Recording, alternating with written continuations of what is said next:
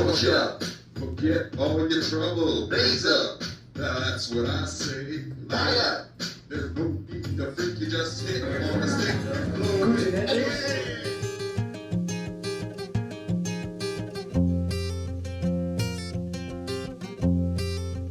Check this out.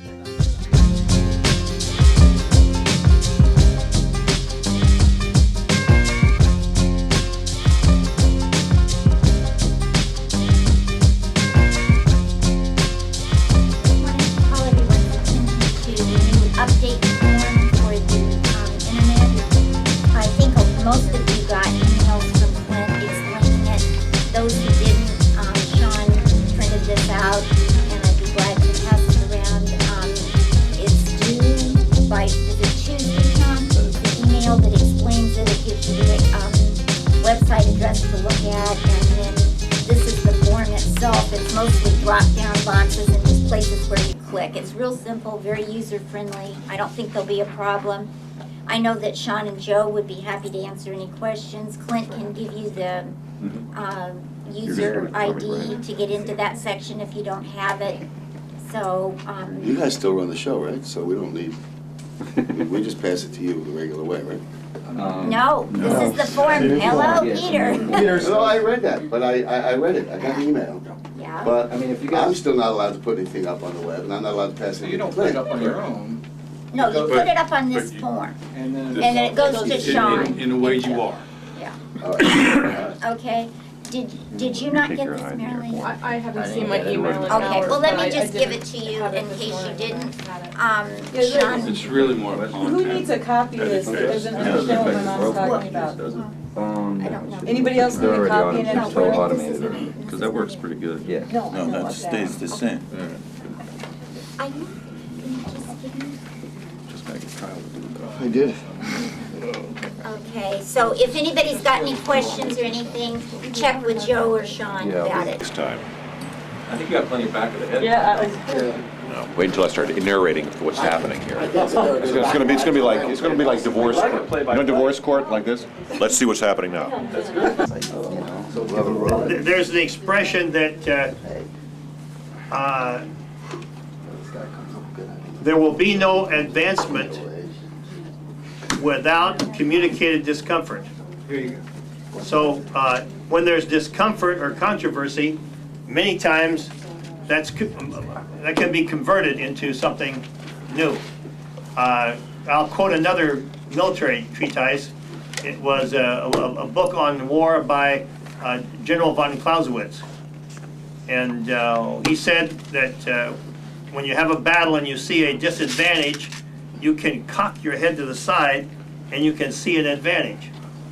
It's just cock your head to the side. So we're gonna look at these controversial things, and see if we can cock our head to the side and see benefits that we can get from it.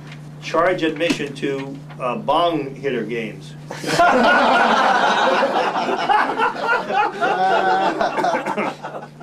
Here we go. Here's one, Michael. Sell exclusive broadcast cable license to Chris Blackwell. Who's Chris Blackwell? Somebody else?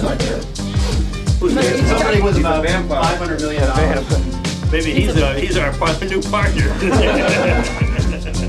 Put Kyle in charge. Michael, who's the guy that's financing all of the medical marijuana campaigns? George Soros primarily, but also Peter Lewis. Okay, solicit partnership from Peter Lewis and George. Okay, then Very complete. how about get a grip? It'll never happen in my lifetime. Yes, I Mike. wrote that one, and That's that was in legalization. reference to the primary goals of legalization. Right. And the point I was trying to make is that I think there's an unrealistic expectation by some of the staff here that legalization is possible. And I've been to a lot of normal conferences where experts on drug policy talk about the current environment and what they're up against. And it's sort of like polar opposites. And I think often that by advancing an unrealistic model to some of our readers, that we're doing them a disservice. And I think that this encompasses a lot of what the magazine writes about. I think sometimes people get insulated here. You know, this is a safe haven from the reality of the drug war. And I think that sometimes it's like a cocoon where people aren't facing the day-to-day reality that most of the readers face. Every time I go in my apartment building, I face. Yeah, me too. Yeah, I mean, that's, Sure. you know, that's the, Every time I go you know, home, Talking. John's addressing the most significant question that we always get asked or we deal with, you know, when is it going to be legal? And, you know, so everybody has an opinion on that and maybe get a grip. I'll never stand by what John says, it'll never happen, because otherwise, why are What's we the here? use? You know, what are we doing if it's never going to happen? It's going to happen, it's just when, how, you know, what are we going to do to make that happen, you know? And so, you know, that's what I think. I think that Steve? there's such a thing, they call it a tipping point. It's you reach a point where there's sudden and immediate social change. Right. We saw this with communism. in Critical Russia. mass. Nobody could have predicted the Berlin Wall was going to fall. Nobody could have predicted that communism was going to fail overnight. And, you know, they've got all their guns and machinery to keep the drug war running. But it's all running on bullshit. And our role is to expose the bullshit and reach the tipping point. And then it will happen like a flash. And I believe in this. And I believe we can do it in our lifetime. That's right. If you don't believe this, it'll never happen.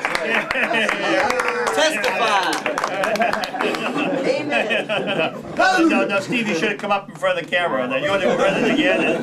No, that was too good of a. Yeah, the Vietnamese War. They build up and build up and build up, and finally and suddenly it was they changed their mind. I think Go ahead. both John and Steve are right in different senses, which is that we have to believe it's going to be legalized. We have to. We have no choice. That's what we're doing. That's what we're doing here. We have to. You know, you have to believe. On the other hand, there are realities. I think that we're high times, and it's a really good time. You know, positive. We do that a lot, and a lot of times there's some real realities we don't deal with. That regular people on the street who can't afford lawyers, who are, can't afford pot, for that matter, have to deal with these realities every day. They have to go downtown, out to the guy in the street, that kind of thing. We don't even see that. We never see that. Well, we have tremendous coverage in the magazine on the impact of the drug war, the people arrested, the lives destroyed, and we're constantly getting criticism, even internally. Make it more fun. Make it all funny.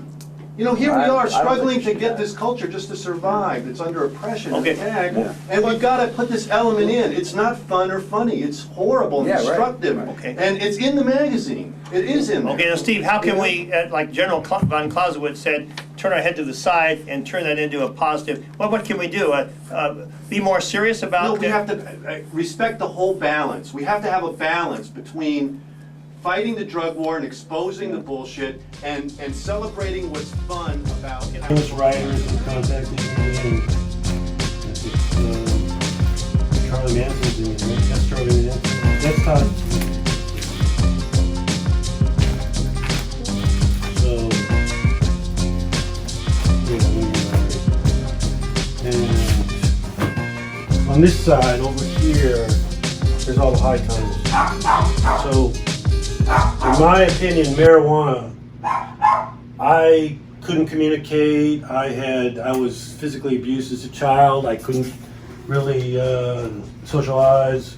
I couldn't talk because I stuttered so bad, and I had nightmares because of the physical abuse. And it wasn't. I had to go on an immense voyage to figure this stuff out. But when I was 15 and I discovered marijuana, I stopped stuttering.